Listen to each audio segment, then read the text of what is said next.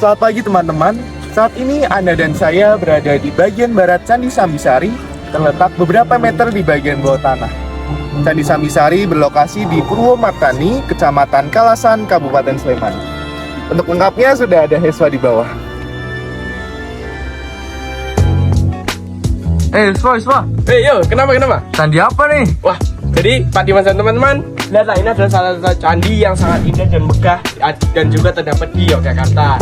Ini tidak kalah keren loh dengan Prambanan dan Borobudur. Nah, ini tuh candi yang disebut dengan Candi Sambisari.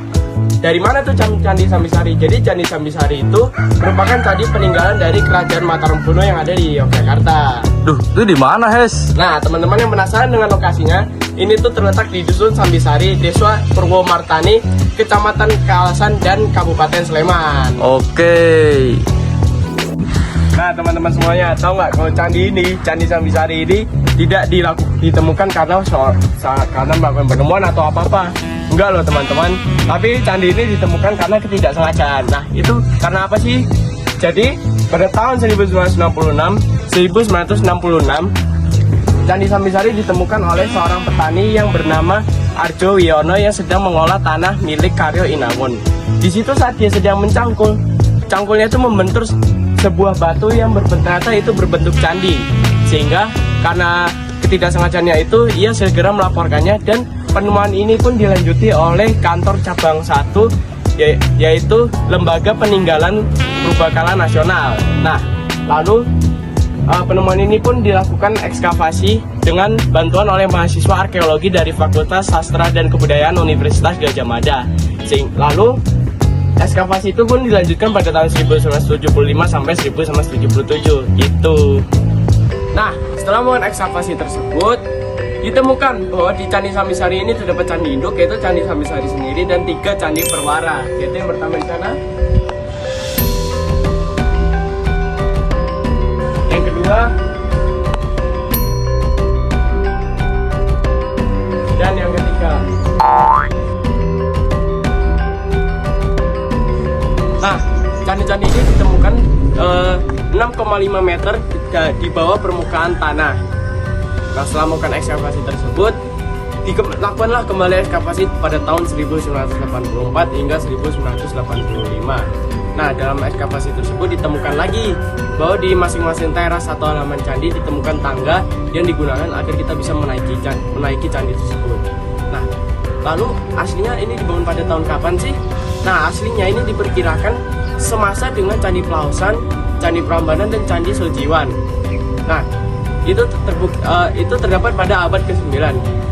Terbukti itu dapat terlihat pada lempengan emas yang berhuruf Jawa kuno yang bertuliskan Om Siwa Stana, yang berarti hormat, pembangunan tempat atau rumah bagi Dewa Siwa.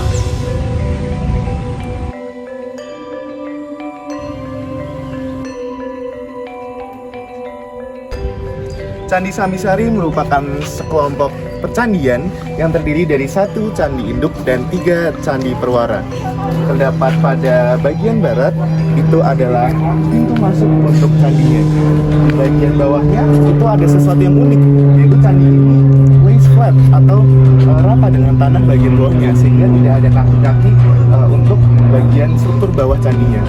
Untuk daerah sini terdapat tangga yang ada 10 anak yang menghadap ke barat sebagai pintu masuk ke candi induk. Jika kita masuk ke sini, lebar tangganya adalah 2,5 meter dengan dimensi candi induk yaitu 5,5 meter kali 5 meter dengan tinggi candi yang induk adalah 2,5 meter. Jadi kita langsung masuk saja. Namun untuk keseluruhan area ini adalah luasnya 13,65 meter kali 13,65 meter dengan tinggi keseluruhan dari tanah bagian bawah hingga atas itu adalah 7,5 meter. Nah, yang unik lagi pada bagian selasar lantai candi induk itu terdapat tonjolan-tonjolan atau batu-batuan yang berjumlah 12 buah yang dia berbentuknya lingkaran dengan di tengahnya itu ada sebuah persegi. Jika kita lihat di bagian perimeter candi itu terdapat totalnya ada 12 buah. Lalu di bagian luar dinding tubuh candi itu terdapat relung-relung yang di atasnya terdapat hiasan kepala kala. Setiap relung ditempati oleh Dewi Durga, yaitu di bagian utara, yang di bagian sini yang menghadap ke utara. Lalu selanjutnya ada Ganesha yang berada di timur tubuh candi. Dan ada juga Agastya yang menghadap ke selatan tubuh candi.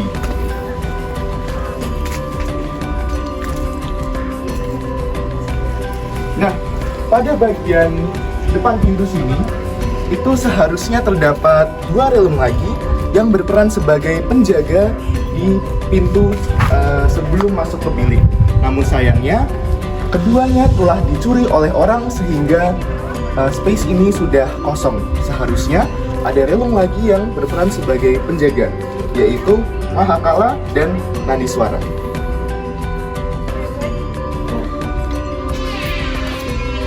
Nah guys, di dalam Candi Induk Sambisari terdapat Lingga dan Yoni yang merupakan aspek dari Dewa Siwa. Kita lihat. Lingga ini melambangkan dari aspek dari Dewa Siwa, sedangkan Yoni melambangkan kesaktiannya. Kesatuan antara mereka melambangkan totalitas dan juga kesuburan.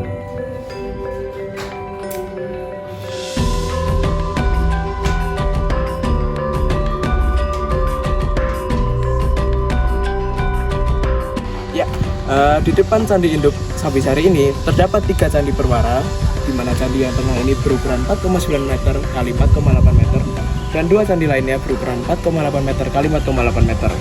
Untuk candi yang tengah dan candi yang utara terdapat pagar langkan, di mana di tengah-tengahnya terdapat ruangan yang isinya lapik berbentuk bujur sangkar.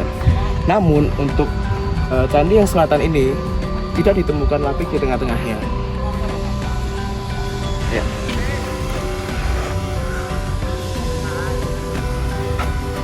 Untuk candi perwara yang tengah dan utara, di tengah-tengahnya kan terdapat lapik nih. Nah, di atas lapik ini terdapat Padmasana.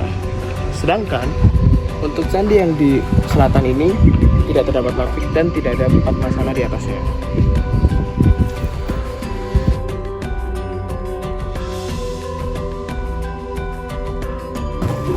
Halo, selamat pagi para warga WKC dan teman-teman eksekutif serta wali kelas kita, Pak Dimas Labubu. Nah, jadi kesempatan kali ini kita lagi di Dusun Sambisari dan berada di dekat Candi Sambisari. Dan ini ada satu angkringan dengan seorang penjual dan kita akan melakukan wawancara. Pak, Bapak tuh mulai tahu ada candi ini tuh pas kapan, atau selama Bapak tinggal di sini tuh ini candi udah ada? Udah dari lama itu ditemukan sekitar tahun 66. Dulu terkubur itu karena tahu. erosi Merapi. Ya, lalu dari penemuan candi ini tuh apa sih Pak dampak buat warung Bapak ini, usaha Bapak ini? Ya kalau buat warung saya ya tambah ramai lah, kadang banyak pengunjung datang terus pada makan di sini, minum di sini, terus nongkrong di sini. Ya, dampaknya banyak. Berarti dampak paling besar itu warungnya jadi ramai gitu ya? Iya, warung jadi ramai. Selain orang-orang yang lewat lalu lalang kan pengunjung di sini juga banyak. Lalu mungkin kapan sih masa-masanya rame-ramenya itu kapan sih Pak? Pengunjungnya paling ramai itu pas weekend atau pas Kalau kapan? ramainya itu kalau dulu sebelum corona itu tiap hari ramai, Sabtu Minggu puncaknya. Tapi kalau setelah corona itu agak beda lah, pokoknya jauh dari dulu agak sepi. Soalnya tempat wisata setelah itu kan banyak kok bertebaran di mana-mana. Tempat wisata baru, warung-warung juga banyak, jadi setelah corona itu berkurang.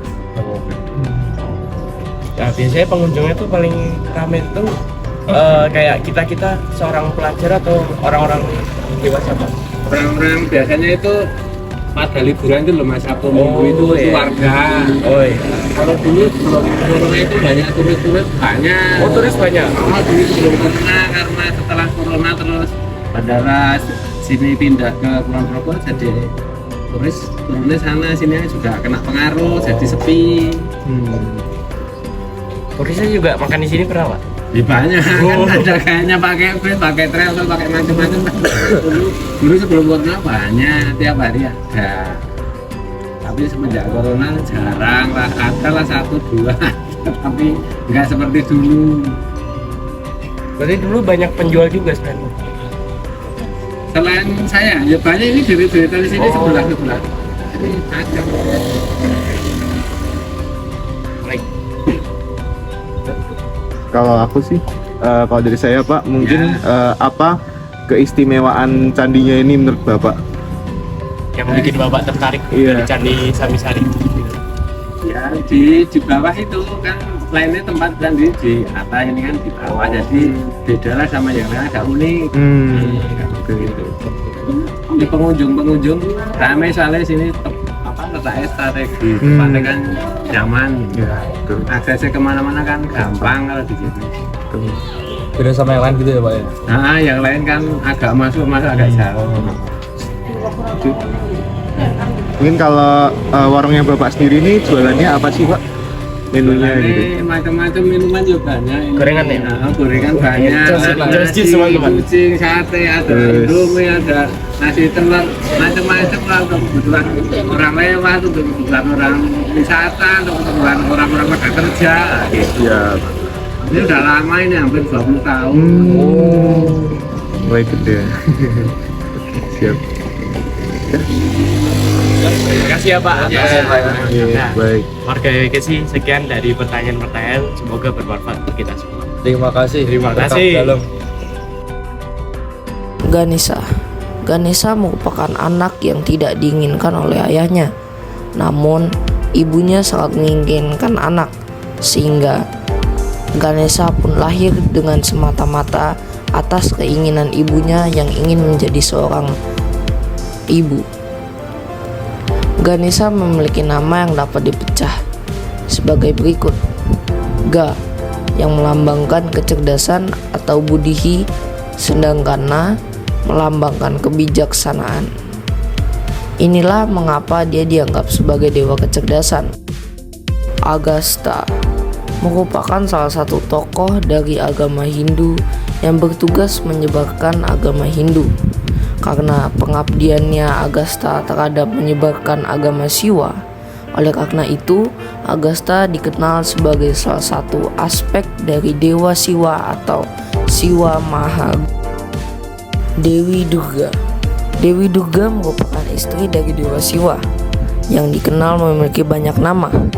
Namun Dewi Durga juga bisa dibilang adalah sebagai Dewi Perang yang memiliki lambang kekuatan serta pelindungan bagi agama Hindu. Halo teman-teman, setelah kami mengunjungi Candi Sambisari, kami merasa bahwa candi tersebut memiliki banyak sekali kenangan, banyak sekali ukiran-ukiran sejarah yang tertanam dalam candi tersebut. Kami setelah mengunjungi itu, kami merasa bahwa candi tersebut adalah candi yang sangat indah. Kami merasa senang bisa mendapatkan kesempatan untuk bisa belajar dan bisa mencari informasi serta memahami dari candi tersebut. Dari kelompok SMA Kolose de Brito yang bertugas untuk di Candi Sambisari mengucapkan terima kasih dan semoga mengucapkan terima kasih.